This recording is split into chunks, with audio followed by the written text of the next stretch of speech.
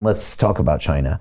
Where are they? Apparently they're very good at copying, and they've come a long way in the last 2 years from not having much to now having things. Well, Xi Jinping, the president of China, he's prioritized AI as one of the tech fields that China wants to dominate in. So they're pouring money into that field, biotech and that stuff. So, but I think I said last time, Chinese culture is rather intellectually sterile, because the individuals don't have freedom of speech. Their minds themselves, they're afraid, they can't speak out. And so, and the proof of that sterility, China has won, remember how many science Nobel Prizes? China, 1.3 billion people with IQs superior to Western. Their average IQ is 105. Ours, Western's 100. They're smarter than us, 1.3 billion people. 2 science Nobel Prizes. Wow. Now, because they're smart, they're great copiers. They'll snap up Western ideas like crazy. But where are the Chinese intellectuals pushing new ideas? Right.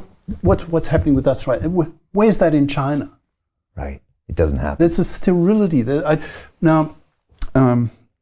Potentially, if you look at Taiwan, but then that's a tiny China, right? But genetically, they're the same people. Right. Now, the Taiwanese is creative as hell.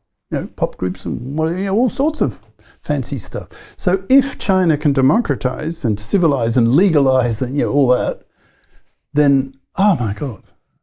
And that's one of the reasons I lived so long in China. I was hoping to see this, live through it, all this excitement, but it never happened. And it won't probably, not for a while. Not a culture of innovation, risk, because that means a culture of risk-taking, all that. Culture of opening yourself up to failure. But the potential's there, because you've got the counterexample of Taiwan. Right. Taiwan did it, doing it. So, imagine, mainland China, this whopping continental-sized country, 1.3 billion people. So if they did a Taiwan, they'd just leave America in the dust. They're 4 times the population. They're like 5 IQ points smarter. You can show with math, if you take the IQ bell curve and you shift it up 5 points, the effect it has on the absolute number of genii, the extreme end, is enormous. Wow. You could have almost a whole city in China of genii. The whole city, they're all, MIT graduates, over 160. And imagine the synergy. I used to call them golden cities. China could do that. It's got the population for it and the intelligence. I don't see India. I don't know if you're aware, but average IQ in India is 85. That's the average IQ of blacks in America. Huh. So interesting. So the Chinese just need a new operating system, maybe an upgrade. Yeah. Even though some people say China is more capitalist than America now, they definitely have their eye on business and making money, but maybe not that innovation. Okay. Right. And you don't see this AI war being a global war. You think it really is this internal war, this cosmos terrorism civil war. It's not necessarily going to be China versus the US versus... It may be. Like Ben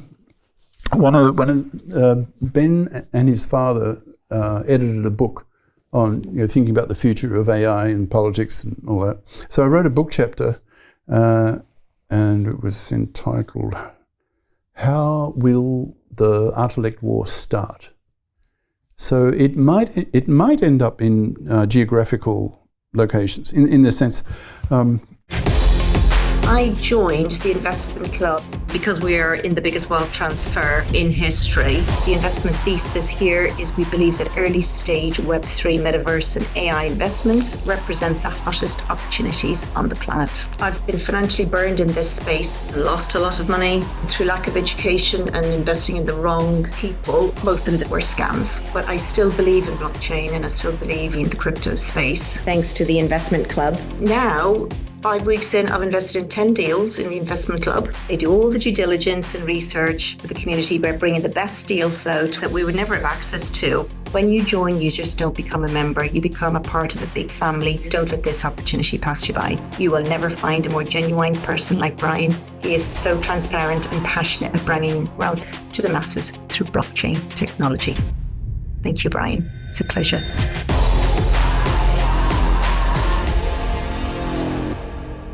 Initially, I see it as a global civil war, and it depends on when it's happening. If humanity has a global government, I just call it GLOBA, G-L-O-B-A, so a world government, say mid-century or bit after, and at the same time, the species dominance thing's really heating up around the same time, then it'd be a kind of global civil war.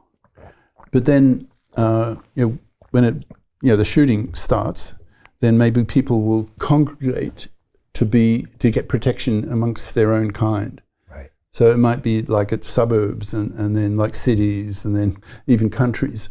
So you may end up in a situation that happened in, say, in the 20th century, where you got ideologies correlating with geography. Like the Germans were fascists, the Americans democratic, and so forth. That might happen, and and then with nuclear weapons, there's your giga death, billions of dead, and that prediction comes from just history.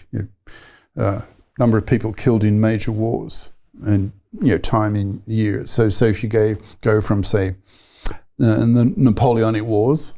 Like you'd get tens of thousands killed in one day, and battles were over in a few days, like Trafalgar and whatever. And then First World War, 20 odd million dead. Second World War, 50 to 100, depending on how you define it. Like for the Chinese, World War II started in 1937, and for the Brits, 1939. For Americans, 1941, and so on. So 50 to 100 million.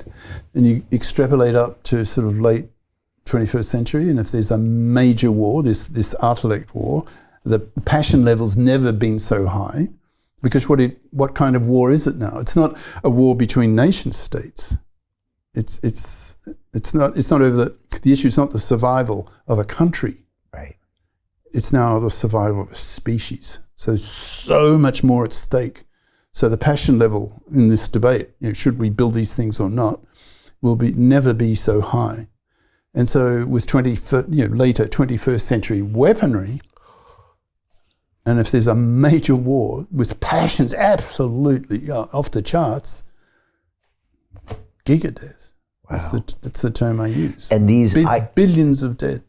And these ideologies might be country-centric, but could also have crossovers in other countries. I'm looking at the current situation in America.